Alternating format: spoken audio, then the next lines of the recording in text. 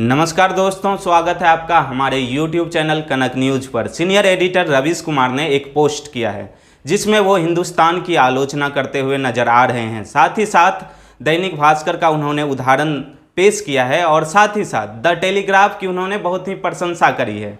तो आज हम बात करने वाले हैं उनके पोस्ट पर। तो चलिए सबसे पहले हम उनके पोस्ट पर चलते हैं और देखते हैं कि उन्होंने क्या लिखा है।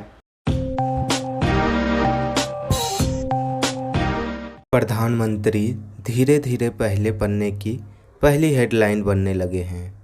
धीरे धीरे इसी तरह फिर से सब सामान्य होगा।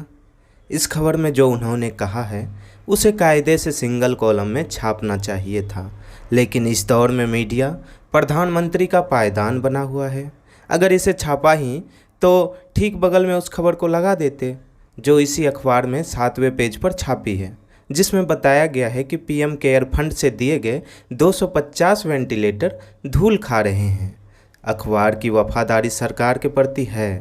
अगर दोनों खबरें साथ होती तो पता चलता कि अभी भी लेक्चर देने का काम चल रहा है और काम नहीं हो रहा है।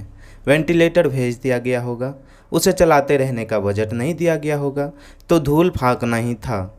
एक और ज़रूरी खबर जो पहले पन्ने पर हो सकती थी, जिसमें बताया जा रहा है कि दिल्ली एनसीआर के सरकारी अस्पताल में डॉक्टरों की कितनी कमी है, इतने लोग मर गए। तब अखबार मोदी जी के बयान को ही पहले पन्ने पर छापने को पत्रकारिता समझते हैं। यही आज का हिंदुस्तान है और हिंदुस्तान अखबार है।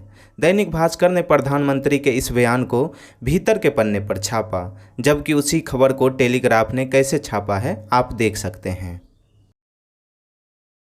तो बात यह है कि पिछले शुक्रवार को प्रधानमंत्री नरेंद्र मोदी लाइव आए थे और उन्होंने बताया कि कोरोना से लड़ेंगे भी और जीतेंगे भी, जबकि यह बस एक बयान था। और एक पत्रकार की भूमिका होती है कि नेता जो भी बयानबाजी करे उसकी सार्थकता की जांच करे, उसकी सत्यता की जांच करे कि वो अपने बयान पर कितना खरा उतरे हैं, फिर जाके उसे खबर का रूप दे। लेकिन हिंदुस्तान ने इसे बिना जांचे ही सिर्फ उसके बयान को खबर बनाकर पेश कर दिया और फ्रंट पेज पर छाप दिया, जिसके बाद रवीश कुमार ने उस पर तंज कसा कि यह खबर पिछले पन्ने में सिंगल कॉलम में छाप देनी चाहिए थी, जैसा कि दैनिक भास्कर ने किया।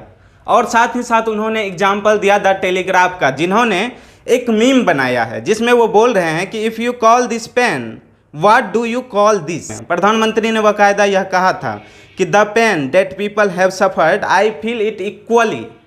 तो उस पर इन्होंने मीम बनाकर पेश किया और इसे फ्रंट पेज पे छापा है द टेलीग्राफ ने। इन्होंने लिखा है कि अगर टीवी पर बैठकर रिमोट लेकर जो हो रहा है उसे देखना पेन है, तो जो लोग शमशान में जल रहे हैं और जो उनके परिचित हैं वो अगर उसे देख रहे हैं तो उसके लिए क्या है। तो यह एक अच्छी पत्रकारिता की मिसाल पेश किया है द टेलीग्राफ ने।